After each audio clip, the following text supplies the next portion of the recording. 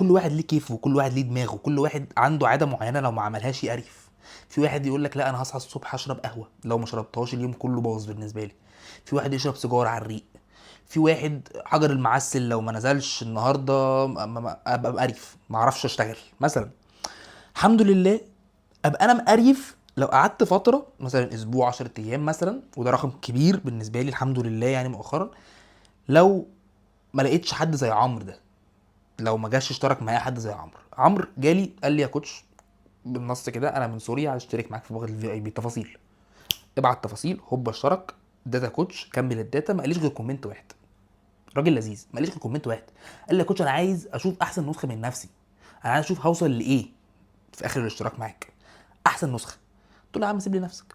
باي ذا واي قبل ما اوريك اي حاجه، قبل ما اوريك اي حاجه، عمرو كنت بدخل له وصفات هو اختارها، منها نوعين من الكيكه وبيتزا من ضمن كتاب الوصفات. كتاب الوصفات فيه 50 وصفه، هو بيختار براحته، هو اختار الثلاث وصفات دول.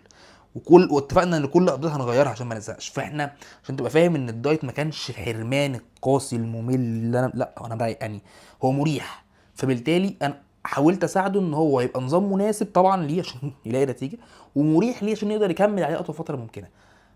بالدلائل والبراهين احنا بدانا كده. حلو.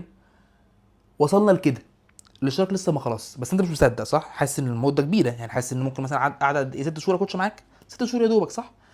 بالتواريخ احنا بدانا في التاريخ ده، اخر صوره في التاريخ ده. ايه رايك؟ شايف ان انت دورك امتى؟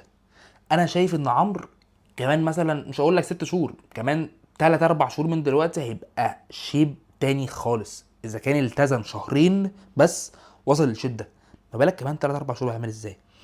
فده دورك يا معلم. حاول ما تتاخرش عشان انت اللي هتندم. شهرين 3 كافلين ان هم يغيروك 180 درجه.